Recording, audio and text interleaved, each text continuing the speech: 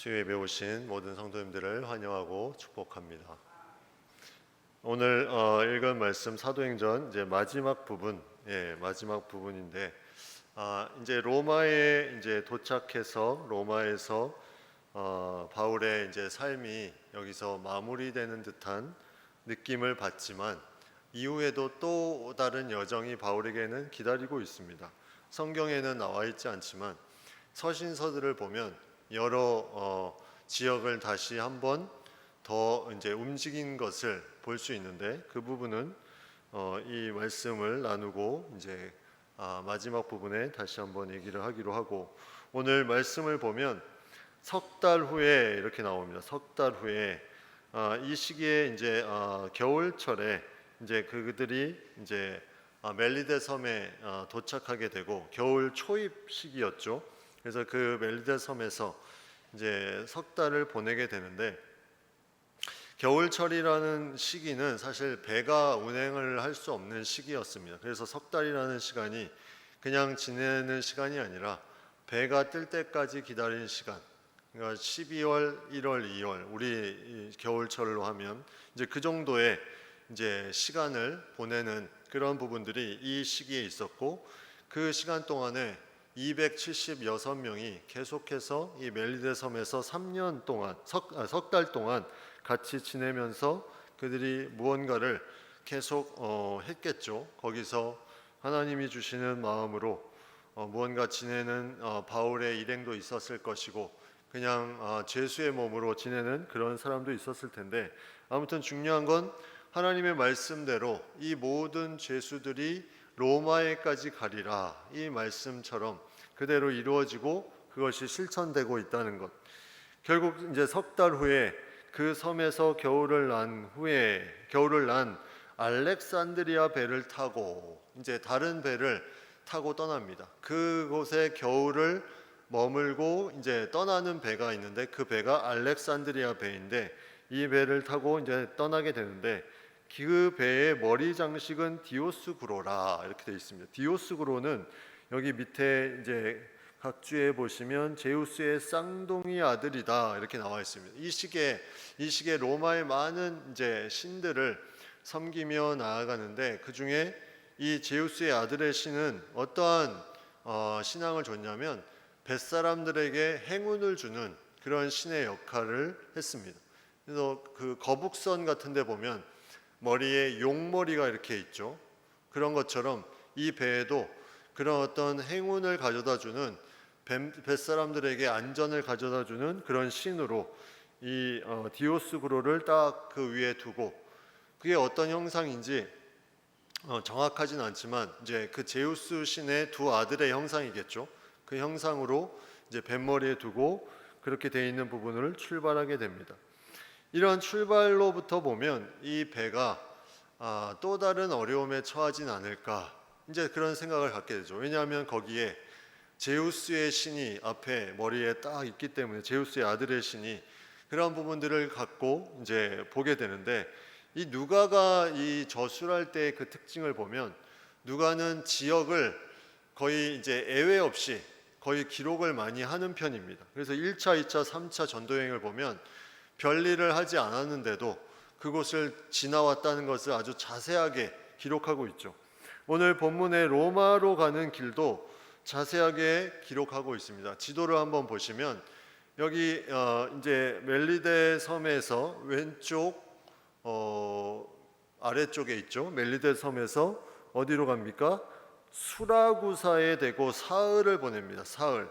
그 멜리데의 위쪽으로 화살표로 되어 있는데, 그 수라구사에서 레기온에 또 올라갑니다. 레기온에 이르러서 하루를 지낸 후 남풍이 일어나 이제는 보디올이라는 항구, 이제 로마에서 한 160km 떨어져 있는 보디올이라는 항구에 가고, 이제 그 항구에서 형제들을 만나고, 거기서 어디까지 가냐면 아비오 광장과 트레이스 타베르네까지 이제 가게 되는데, 거기서 이제 바울이 그 형제들을 보고 일주일간 이제 그 보디올 지역에서 이제 머물게 됩니다. 그런 어떤 과정 가운데 이제 보디오를 통해서 로마로 들어가는데, 사실 이 로마의 항구는 따로 있었습니다. 로마에 가까운 항구가 있었지만 이 로마라는 지역이 너무나 복잡하고 또 그 항구는 사람들이 많이 왔다 갔다 하기 때문에, 또 결정적으로 이 배에 탄 사람들이 육로로 가는 길이 있다면 배로 가고 싶은 마음이 들지 않겠죠. 왜냐하면 배에서 너무나 많은 어려움을 겪었기 때문에, 보디올이라는 곳에 육로로 로마까지 가는 길이 있다? 그러면은 우리가 조금 힘들어도 육로로 가자, 이렇게 했을 가능성이 많다는 거죠. 그래서 그들이 보디올에 내려서 이제 육로로 가게 되는데, 오늘 이 여정을 보면 자세하게 또 나와 있습니다. 수라구사, 레기온, 그다음에 보디올, 아비오 광장, 트레이스 타베르네도 이 밑에 보시면 이제 여관이라는 뜻인데, 세 개의 여관이다, 이제 이런 뜻을 가지고 있는데, 이런 곳에 계속해서 머물고 이제 지나고 갔는데, 이제 이들이 사흘을 머무는 곳도 있고 또 레기온에서는 하루를 머물었고, 이런 머무는 시간들이 있었는데 그 이유가 무엇일까? 그 뒤에 13절에 보면 남풍이 일어나므로 이렇게 되어 있습니다. 남풍이 일어나야 배들이 운행을 할 수 있는 그 시대의 그런 상황. 남풍, 뭔가 계속 바람이 불어야 그 돛을 따라서 이제 움직일 수 있는 그런 상황이 있기 때문에, 수라구사에는 남풍을 3일 기다렸고, 그리고 이 레기온에는 하루를 기다려서 남풍이 오면 그게 이제 그 방향을 안내해 주는 것으로 생각하고 이제 진행을 하게 되었다는 거죠. 그래서 그렇게 이제 남쪽으로 와서 이제 북쪽으로 올라가야 되니까, 지도상으로 보면 무언가 그쪽으로 가서 계속 가는 부분들을 이제 우리가 보게 됩니다. 근데 여기 보디올에 이르러 거기서 형제들을 만났다, 이렇게 되어 있습니다. 형제들, 이 형제들이 누굴까? 이 로마의 근처에 보디올에 있는 형제들, 이 이달리아에 거하는 이 형제들은 어떤 사람들이었을까? 이제 성경을 보면 우리가 몇 가지를 추측을 해볼 수가 있죠. 이 형제들이 어떤 사람들일까? 이제 이 형제들에 대한 부분을 좀 나누기 전에, 바울이 이 형제들과 2일 동안 같이 머물렀다, 이렇게 되어 있습니다.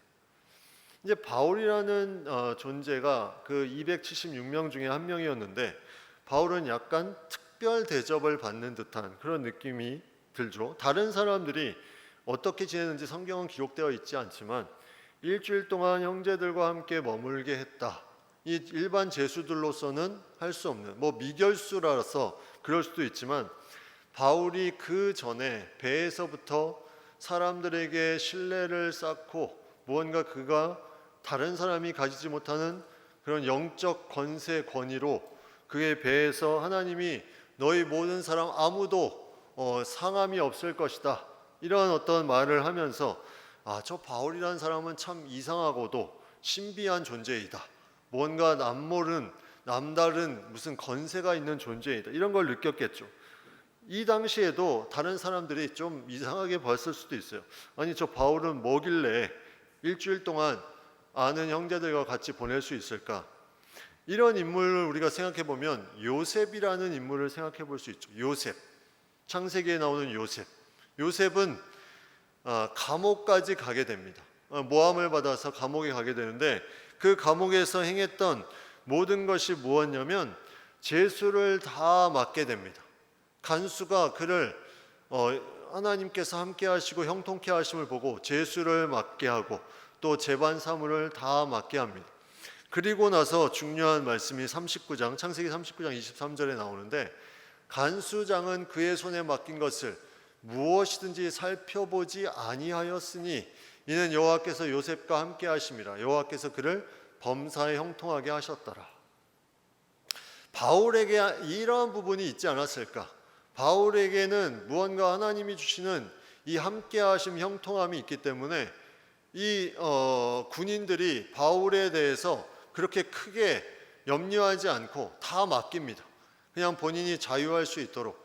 그래서 그런 부분들도 누릴 수 있어서 결국은 살펴보지 아니하였다, 이렇게 요셉을 표현한 것처럼 바울에게도 그러한 부분들의 어떤 신뢰와 하나님의 함께 하심을 그들도 느끼지 않았을까? 그래서 그러한 부분들이 가능하지 않았을까? 그래서 이제 이런 부분들을 추측하면서 바울은 계속해서 이제 무언가 다른 사람들이 보기에는 저 사람이 죄수가 맞나? 우리와 같은, 물론 미결수지만 좀 다른 부분을 계속 느끼고 있었겠죠. 그런 가운데 이 형제들을 만나게 되는데 이 형제들이 어떠한 사람들이냐?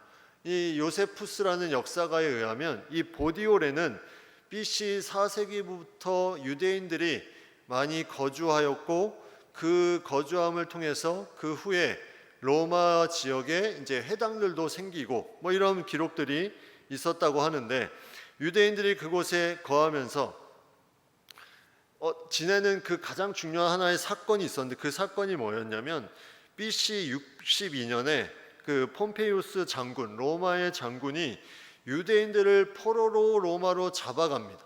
근데 잡아가는데 그곳에서 자유인으로 놓아주는 사건이 있었어요. 유대인들이 로마로 잡혀갔는데 그곳에서 노임을 받습니다. 그러면 어느 정도 자유함을 얻고 그들이 살 수 있는 터전이 이루어진 거죠.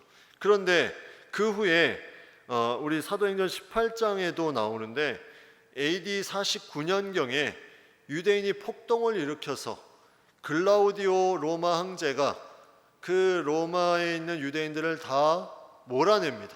나가라고 합니다. 그래서 그러한 사건이 터지고 그 다음에 네로 황제가 즉위하고 나서 글라우디오 다음에 이 추방령을 다시 없애고 유대인들이 다시 살 수 있도록 그렇게 만들어주죠. 역사적인 내용이 그 정도로 이제 이루어지는데, 그 사이에 무슨 일이 있었나? 추방을 당하고 다시 들어가는 그 사이에, 추방을 당하고 들어가는 그 사건과 유대인들이 BC 62년에 거기에 정착하는 이 시간, 그러니까 BC 62년부터 추방당하는 이 시간 사이에 어떤 일이 있었을까? 우리가 잘 아는 사도행전 2장의 성령 강림의 역사, 베드로의 오순절 설교의 역사가 나옵니다.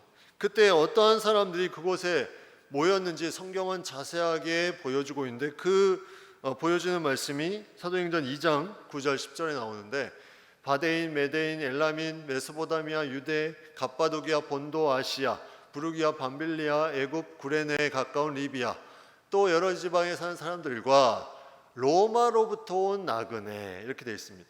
로마로부터도 누군가 왔는데 그 사람들이 유대인일 수도 있고 유대교에 들어온 사람들일 수도 있는데, 그들이 이 오순절 절기를 지키기 위해서 무언가 그 지역에 왔을 것이고, 거기에 이 성령 강림의 역사 가운데 베드로의 설교를 듣고 그들이 변화되는, 예수님을 만나는 놀라운 역사를 거기에서 경험하게 됩니다.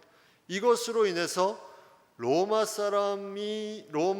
사는 사람이 다시 이런 추방하고 다시 회복되는 그 시간 가운데 그곳에 들어가서, 바울이 이 로마에 들어간 건 그 이후의 사건이기 때문에 무언가 정착해서 바울이 보낸 로마서의 편지를 받았을 것이다. 이게 이제 첫 번째 추측할 수 있는 추측이죠. 이 성령 강림의 이 놀라운 역사, 베드로의 오순절 설교를 통해서 이제 이것을 경험했던 사람들. 두 번째는 사도행전 8장 1절에 나오는 사건입니다. 사울이 그가 죽임당함을 마땅히 여기더라. 그날에 예루살렘에 있는 교회에 큰 박해가 있어 사도회는 다 유대와 사마리아 모든 땅으로 흩어지니라, 이렇게 되어 있습니다. 이제 흩어지는 사건이 나오는데, 이 흩어지는 유대인들이 이 유대와 사마리아뿐만 아니라 더 멀리, 이제 바울이 선교할 때 보면 각각의 그곳에 해당이 있었고 유대인들이 있었죠. 그렇다면 이 흩어질 때 로마에까지 간 사람도 있지 않았을까? 그곳에 무언가 이 스데반 순교하는 이 시기에, 그 디아스포라 유대인들이 흩어지는 그 시기에 로마에까지 가서 그곳에 신앙을 가지고 살아가는 그런 사람들이 있지 않았을까? 이게 이제 두 번째 추측하는 겁니다. 세 번째 추측은 고넬료 사건을 통해서 알 수 있어요. 고넬료가 누굽니까? 고넬료는 이달리아 부대의, 로마의 이탈리아 부대의 백부장으로, 그가 가이사라에 주둔하는 군대의 백부장이었습니다. 근데 그가 환상 중에 하나님의 그런 함께 하시는 것을 보고 또 똑같은 환상을 베드로가 또 보게 되고 욥바에 있는 베드로를 청해서 가이사랴에 오게 해서 이 고넬료의 집이 그 가족과 친구들이 다 하나님을 믿고 세례를 받는 놀라운 역사가 나타납니다. 그렇다면 이 고넬료가 백부장을 죽을 때까지 그 가이사랴에 있진 않았겠죠. 그가 새롭게 변화되고 그의 가족들이 그 이후에 로마로 돌아갔을 가능성이 있다는 겁니다. 그러면 이들이 돌아가서 그곳에서 무언가 복음에 대한 열정으로 복음을 전했을 것이고 그것을 통해서 로마에 믿는 사람들이 나타나지 않았을까. 그래서 이달리아라는 지역에 이러한 복음의 전파가 확장된 것이 아닌가. 이런 세 가지 추측을 할 수 있습니다. 성경에 명확하게 나와 있지는 않지만 이 세 가지 중에 하나의 사건을 통해서 그곳에 복음이 심겨졌을 것이고 그것을 통해서 하나님의 놀라운 역사가 이루어졌을 것이다. 바울이 이러한 형제들을 맞이하면서 얼마나 기뻤을까. 그는 그 3차 전도여행 때 이 로마서를 썼다고 했죠. 고린도에서 이 로마서를 쓰면서 보내고 그가 로마에 가고자 하는 열망을 나타내고 그가 그로부터 2년 정도 후에 이제 로마로 출발하는 배를 타고 가게 되는데 그런 시간 가운데 이 로마에 있는 그리스도인들이 이 편지를 받고 로마 교회의 이 그리스도 성도들이 얼마나 그 편지에 감격을 했을까. 그걸 어떻게 알 수 있냐면 로마서라는 이 복음서는 복음서 중에서도 서신서 중에서도 가장 핵심적인 하나님의 은혜가 기록된 많은 사람들이 복음서에 가장 핵심적인 복음의 요약이 들어있다. 이런 책이 이 로마서인데 이 로마에 사는 사람들은 바울이란 존재를 만나보지도 못했을 텐데 이 로마에 있는 성도들이 바울이 가기도 전에 그 편지를 이제 보게 되고 그것을 통해서 감동을 받는 차에 그들은 어떤 통로로든지 이 바울이 로마로 오게 되었다. 이 소식을 들었을 거예요. 그래서 그것이 언제일까? 도착하는 게 언제일까? 그 풍랑을 당하면서 어려움을 처할 때도 이제 계속 기다렸겠죠. 무언가 출발한다는 소식을 듣게 되었을 것이고, 그래서 그것을 통해서 이제 그들이 기다리는 차에 이제 오게 되는데 그 오게 됨을 통해서 이들이 영접하러 나가고 그들과 함께 만나게 됩니다. 이제 선교지에 가보면 누가 파송한 교회나 파송한 사람들 성도들이 편지를 보내는 것만 해도 감동인데 그 편지를 보내는 사람들이 찾아왔다? 이런 엄청난 감동이죠. 로마에 사는 사람이 바울이 편지를 보내서 그 복음의 핵심과 또 그들을 위로하고 세워주는 이 핵심적인 내용을 거기에 담고 보냈는데 이 바울이 도착하니 얼마나 기뻤을까. 한 주 동안 이들이 함께 머물게 되는, 그래서 그러한 부분들로 이제 함께 거하게 되는 내용이 이제 나오고 그것을 통해서 바울이 그들을 보고 하나님께 감사하고 담대한 마음을 얻었다. 담대한 마음을 얻었다. 왜 그랬을까요? 바울은 자신이 로마서를 보냈는데 그 로마서의 말씀대로 로마의 교회 이 그리스도인들이 형제들이 잘 신앙생활을 하고 있는 것을 보고 하나님의 역사가 여기에 이루어지고 있다. 그래서 그는 어려움 가운데 계속 여기까지 왔지만 담대함을 가지고 이후에도 그가 살아갈 수 있는 힘을 얻게 됩니다. 그리고 그것을 통해서 그가 이제 그 이후에 이루어지는 삶에 또 다른 하나님의 역사를 이루어가기 시작하죠. 이제 그런 일을 다 마치고 로마로 들어가게 됩니다.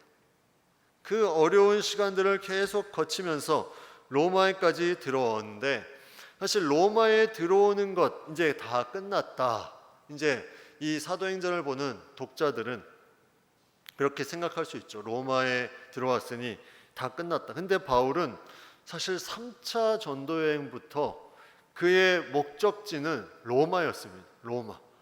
계속해서 로마로 가고자 하는 그의 마음을 표현하면서 3차 선교여행, 전도여행에서 편지를 썼고 또 그 후에도 하나님이 환상 중에 로마에서도 복음을 증언할 것이다. 이 말씀까지 듣고 계속해서 그가 하나님의 말씀을 가지고 나아가는 이러한 부분들, 그 목적지가 바로 로마였다는 것은 로마에 있는 하나님의 그런 백성들에게 하나님의 뜻이 분명히 있을 것임을 이제 알고, 그때부터 이제 다시 그가 4차 전도 여행을 하는 것처럼 복음을 전하게 됩니다.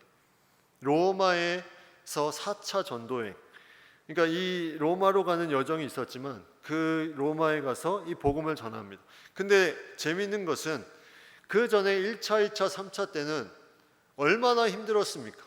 복음을 전하면 박해하고 감옥에도 갇히고 또 도망하고, 그 도망가서 또 복음을 전하고 또 박해하고. 근데 오늘 본문에 보십시오. 16절에 보면 로마에 들어가니 바울에게는 자기를 지키는 한 군인과 함께 따로 있게 허락하더라. 이게 압박을 주는 걸까요? 바울에게는 자유함을 주는 걸까요? 네, 바울에게는 한 군인, 이 로마의 군인이 자기를 지키고 있다? 그러면 다른 사람은 이제 나를 공격하지 못할 것이다. 워낙 공격을 많이 받았기 때문에 자기가 이렇게 누군가 자기를 지키고 있는데도 여기에 대해서 오히려 자유함을 얻고, 이제는 나는 마음껏 복음을 전할 수 있는, 이제 누군가 나를 공격하지 않을 수 있는 그런 테두리가 생겼다, 이 생각을 하게 된 거죠. 그래서 바울이 사흘 후에 바울의 열정이 또 여기서 생겨납니다. 바울이 유대인 중 높은 사람들을 청하여, 이 당시에 로마에 복음이 들어갔을 것이고 거기에 이제 유대인들도 이제 그 강제로 데려간 사람들이 거주했다가 추방을 당했지만 다시 해제돼서 네로 황제 시기에, 이 시기는 네로 황제 시기입니다. 바울이 여기에 도착했을 때 다시 들어가 있을 것이고 회당도 생기고 교회도 생기고 이러한 때에 어떤 부분에 이제 그 중에 유대인 중 높은 사람들을 청했다. 이들이 누구일까? 아마도 이들은 로마와 어떤 밀착 관계에 있어서 유대인이지만 좀 고위직의 관리로서 좀 자유롭게 무언가를 할 수 있는 사람들, 이 사람들은 뒤에 내용을 보면 성도는 아닌 것 같습니다. 믿는 사람들은 아닌 것인데 그들을 청해서, 왜 그들을 바울이 먼저 청했을까? 바울은 계속 신문을 당하는 것이 무엇이었습니까? 저 바울이 유대인의 전통과 관습과 율법을 다 무시하고 성전에 이방인을 들여놓고 막 이상한 할례에 대해서도 무시하고 이런 부분들로 모함을 받았기 때문에 바울은 무엇을 먼저 알리고 싶었을까요? 이 지역의 로마에 내가 그러한 죄를 범하지 않았다. 그러니까 유대인들이 만약 거기에 있는데 또 어떤 일이 일어날 것을 이제 걱정했냐면, 이 유대인들의 높은 사람들이 뭔가 소동을 일으키면 또 다른 문제가 생길 것을 알고 그들에게 안심시키기 위해서 먼저 그들을 불러서 자신의 그동안 해왔던 것들의 진실성과 무죄함을 알리고 싶은 그런 부분들을 얘기합니다. 그래서 17절, 18절에 그 내용을 나와 있죠. 여러분 형제들아, 내가 이스라엘 백성이나 우리 조상의 관습을 배척한 일이 없는데 예루살렘에서 로마인의 손에 죄수로 내준 바 되었으니, 로마인은 나를 신문하여 죽일 제목이 없으므로 석방하려 하였으나 유대인들이 반대하기로 마지못해 가이사에게 상소해서 여기까지 온 것이다. 이것을 말하고 있습니다. 자기로 인해서 유대인들이 어려움에 처하는 부분들을 생각하고 여기서는 그런 어려움으로 자신이 또 다른 자신이 상황에 어려움을 처하거나 또 그들이 똑같은 어려움에 처하지 않게 하기 위해서 이러한 부분들을 이제 얘기를 하면서 나아가는 거죠. 안심해라. 내가 온 것이 또 다른 너희를 소동하려 온 것이 아니라, 내가 지금까지 왔는데 간습이나 우리 조상의 그런 유대인의 율법을 배척한 것이 아니라 이것이 모함이다. 나는 지금까지 그러한 죄를 로마의 사람들이 찾아내려고 했는데 찾아내지 못했다. 그러면서 그가 오게 된 과정을 쭉 얘기합니다. 그러면서 그가 이스라엘의 소망으로, 이렇게 말합니다. 이스라엘의 소망으로 말미암아 20절에 내가 이 쇠사슬에 매인바 되었느니라, 이렇게 말하고 있습니다. 매인바 되었다. 이스라엘의 소망, 이것이 무엇일까? 앞에 사도행전 26장 6절에 보면 이렇게 말씀합니다. 사도행전 26장 6절 이제도 여기 서서 신문 받는 것은 하나님이 우리 조상에게 약속하신 것을 바라는 까닭이다. 우리 조상에게 약속하신 것을 바라는 까닭. 내가 신문 받는 것은 이스라엘의 소망인데 이것은 하나님이 우리 조상에게 약속하신 것을 바라는 것이다. 이게 뭡니까? 구약시대에 메시아가 올 것이다. 이것에 대해서 내가 쇠사슬에 매인 바 되었다. 이 메시아가 올 것이라는 것은 무엇으로 나타납니까? 바로 예수 그리스도가 이 땅에 오심과 십자가의 죽으심, 십자가의 달리심, 부활하심, 그리고 승천하심. 여기에 대해서 그 소망으로 말미암아 내가 이것을 전하다가 이렇게 쇠사슬에 매인 바 되었다. 그런데 이것은 우리 조상들에게 하나님께서 약속하신 바다. 이것을 명확하게 말씀하고 있죠. 그러니까 바울은 이러한 부분들을 계속 얘기하면서 이제 바울은 본인이 살고자 하는 부분이 아니라 이 로마에 있는 유대인들의 안심시키기 위해서 그들이 다행인 건지 모르겠지만 다행히도 오늘 말씀의 뒤에 보면 이렇게 말합니다. 유대에서 내게 대한 편지도 받은 일이 없고 다른 고발이나 다른 편지를 받은 일이 없고 형제 중 누가 와서 내게 대하여 좋지 못한 것을 이야기하거나 전한 것도 없었다. 그러니까 이 사람들은 정보를 듣지 못한 사람들이에요.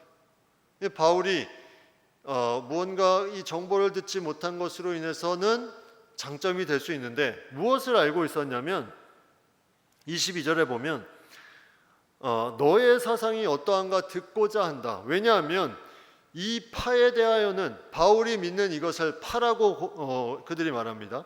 이 파에 대하여는 어디서든지 반대를 받는 줄 알기 때문이다. 자세한 건 모르는데 네 파는 어디서든지 반대를 받는 것은 알고 있었다. 이 얘기를 하는 거예요. 과연 네가 무슨 얘기를 하는데 계속 반대를 받냐. 그래서 그 사상을 우리가 듣고 싶다. 그렇기 때문에 이 사람들은 신앙이 있었던 사람이라고 볼 수가 없는 거죠. 그냥 유대인의 높은 사람으로 이제 바울에게 편지를 받은 일도 없고 누가 전화해 준 사람도 없는데 대충 듣기로는 저 바울이라는 존재가 무언가 저 파가 계속 유대인들에게 이제 힘든 것들을 얘기하고 무언가 반대를 받게 그렇게 말을 한다. 그래서 우리가 그 사상이 어떠한지 좀 듣고자 한다. 이렇게 말하면서 접근을 합니다. 그러니 바울에게는 이것이 어떻습니까? 놀라운 좋은 기회죠. 그 높은 사람을 청했더니 그들이 잘 몰라. 그런데 무언가 반대하는 그 부분은 알고 있어. 근데 그것을 알고 싶어 해. 그리고 로마의 군사가 자기를 지켜줍니다. 더 이상 핍박받을 일도 없고 이제 복음만 전하면 되는 거예요. 이 놀라운 역사가 이 로마에서 펼쳐지기 시작하죠. 그래서 이제 23절부터 재미있는 일이 일어납니다. 그들이 날짜를 정하고 계속 찾아옵니다. 바울이 얼마나 신났으면 아침부터 저녁까지 강론합니다. 이게 놀라운 역사죠. 바울이 여기까지 왔는데 모든 여건을 하나님이 다 만들어 주시고 이제 이 유대인의 높은 사람들이 왔으니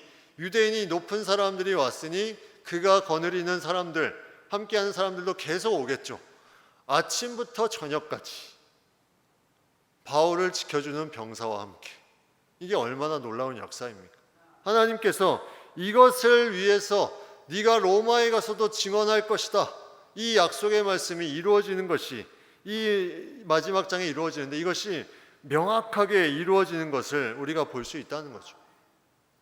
그래서 이 로마 사람들에게 이 복음을 전하고 또 말씀하는데 뭐에 대한 부분을 전하냐면 하나님의 나라, 모세 율법과 선지자의 말을 가지고 예수에 대해서 권하며 나아갑니다. 구약 성경을 통해서 예수 그리스도에까지 예표한 말씀을 가지고 하나님의 나라 이루어짐, 이 부분에 대해서 말씀하고 전하며 나아가는데 그 말을 믿는 사람도 있고 믿지 아니하는 사람도 있었다. 이렇게 나와 있죠. 믿는 사람도 있고 믿지 않은 사람도 있다. 어느 복음의 그 어느 상황이나 이러한 부분들이 항상 있고, 하나님이 그 사람들에게 마음의 자유한 의지를 가지고 거기에 대해서 반응할 수 있도록 그렇게 인간에 대한 부분을 그렇게 창조하셨기 때문에 바울이 1차, 2차, 3차 이 로마의 복음을 전할 때까지 항상 믿는 사람도 있었고 믿지 않는 사람도 있고 핍박하는 사람도 있고 제자가 되는 사람도 있습니다. 이것이 우리 사회도 마찬가지죠. 우리가 복음을 전하면 믿는 사람도 있고 믿지 않는 사람도 있고 모욕하고 핍박하는 사람도 있고 제자가 되는 사람도 있습니다. 어떠한 존재로 살아가느냐?